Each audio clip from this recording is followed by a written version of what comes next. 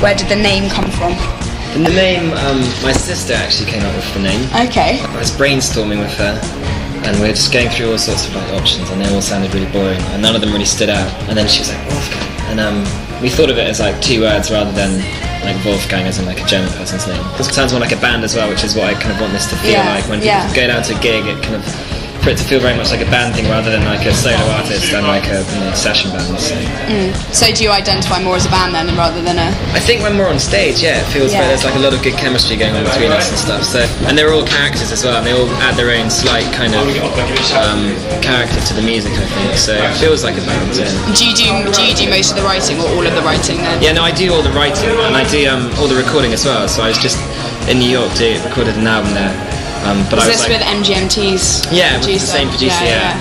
I do everything myself, but then when we kind of come to play it live, they all kind of chip in a bit. So. Bring their own thing into it. So how would you describe your sound to someone who hasn't heard it before? So. Yeah, I don't know. Just, I mean, it's quite upbeat, kind of melodic. I think it's reasonably easy to listen to and kind of enjoyable, and it's quite a big sound. There's quite like, a lot of reverbs and stuff. But in 1 or 2 words, I wouldn't know what to say. What kind of comparisons? Have there been any comparisons that have Well, I think made you because I recorded with Dave, and certainly like the single that's out at the moment, Lines and Cages, I think it does have like a slight kind of MGMT type sound to it. So there have been like 1 or 2. And then also I get Talking Heads inside of like Dave and Dave Bowie, which I think is just outrageous. I love those guys, and I don't think I'm ever like close to them at the moment. But so you have had quite a lot of successes here, obviously with the same producer as MGMT and supporting Florence and the Machine and Mike Snow, I think. I read somewhere. No, I mean I supported Florence actually last year. About this time last year.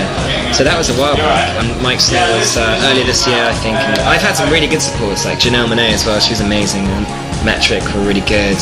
I've been very lucky to be able to support these guys. But yeah, no, it feels like things are picking up now. This is like my first single to be released off the debut album. And doing it with Dave was a huge breakthrough. Like getting him on board and going out and being able to record in America with him was huge. And the album sounds amazing, so I'm like really kind of... So really very proud of it then? Yeah, like just kind of still a bit like, oh my god, I've just done my debut album with Dave Finn. So what have you kind of got coming up now then? Just a bit more touring, and then another single in February, I think. And then, maybe like another single after that, and then the album will be out, I guess, in spring. So just gonna do whatever I have to do, really. Is this what you've always seen yourself doing then, and always wanted to do? I think I always really wanted to do it, and I never thought it would be at all possible. So I was studying in London for like 3 years. I ended up dropping out, but it just sort of happened, and it's very, very happy. Yeah, I guess no one expects to achieve their dreams, and it certainly must be. Yeah, it's like, I mean, when I told my parents, I've dropped out because I want to be in a band, it just sounded like, oh my god, doesn't like everyone wants to be in a band, everyone wants to have this job, so to be actually kind of doing it is amazing. Did you do any festivals at all this summer? This summer I was mostly away recording, so we did like 1 or 2 like small kind of low-key ones, but I think next year or the year after will be more kind of festival, kind of hit them kind of harder, I think. Did you have any kind of pre-gig rituals or like superstitious things that you do before you go on stage or anything like that, or just go for it? Yeah, no, we just go for it at the moment. I'd love to say we had some weird dance that we do. Nothing you keep in your pocket or anything? Yeah, that I rub like 3 times. No. With a clicking noise. No, nothing.